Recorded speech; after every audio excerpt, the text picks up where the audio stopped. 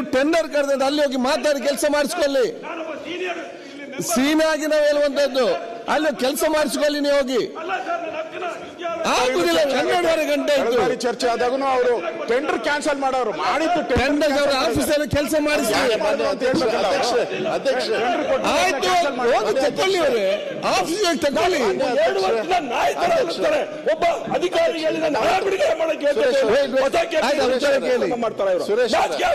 ಒಂದು ನಿಮಿಷ ಕೊಡಿ ಅಂತ ಹೇಳಿ ವಾಪಸ್ ತಗೊಂಡು ಇಲ್ಲ. ಅದು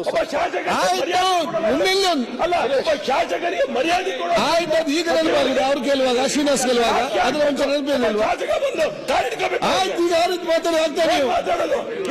ಆಯ್ತು ಮಂತ್ರಿ ಏನು ಮನೆ ಕೇಳ್ತಾ ಇದ್ದೀನ ಆಯ್ತು ರಿಲೀಸ್ ಮಾಡಲ್ಲ ಅಂತ ಹೇಳಿದ್ರೆ ಮಾನ್ಯ ಅಧ್ಯಕ್ಷ ಅವ್ರದ್ದು ಅವ್ರ ವಿಚಾರ ಈಗ ಫೈನಾನ್ಸ್ ಕಳಿಸಿ ಅದ್ರ ಜೊತೆಗೆ ಬೇರೆ ಶಾಲೆನೂ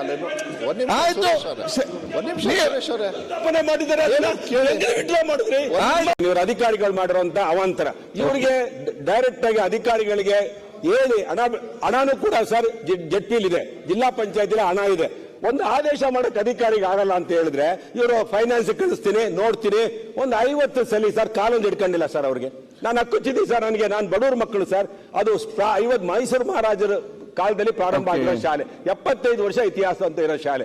ಅದಕ್ಕೆ ಹಣನ ಕೊಟ್ಟು ಟೆಂಡರ್ ಆಗಿ ಸಿದ್ದರಾಮಯ್ಯ ಸಾಹೇಬ್ರೆ ಬಂದು ಅದನ್ನ ಗುದ್ಲಿ ಪೂಜೆ ಮಾಡಿ ಶಂಕುಸ್ಥಾಪನೆ ಮಾಡಿ ಹೋದ್ರು ಸರ್ 1.5 ವರ್ಷದಿಂದ. ಹೋದ ತಕ್ಷಣ ಹಣ ವಿಡ್ರಾ ಮಾಡಿಬಿಟ್ರು. ನಾನು ಅದಕ್ಕೆ ಕಾಗದ ಬರ್ದೆ, ಚೀಫ್ ಸೆಕ್ರೆಟರಿ ಕಾಗದ ಬರ್ದೆ, ಅಧಿಕಾರಿಗಳ ಮೇಲೆ ಕ್ರಮ ತಗೊಳ್ಳಿ. ಅಲ್ಲಿ ಟೆಂಡರ್ ಇದೆ ಸರ್, ಯಾವುದೇ ಟೆಂಡರ್ ಆಗಿದ್ರೆ ಹಣ ವಿಡ್ರಾ ಮಾಡಬಾರ್ದು ಅಂತ ಇವರೊಂದು ಕಂಡೀಷನ್ ಹಾಕಿ ಕೆಲವೊಂದು ಶಾಲೆಗಳಿಗೆ ವಿಡ್ರಾ ಮಾಡಿದ್ದಾರೆ. ಆ ಕಂಡೀಷನ್ ಅಲ್ಲಿ ಟೆಂಡರ್ ಆಗಿರೋದ್ರ ಮುಟ್ಬಾರ್ದು.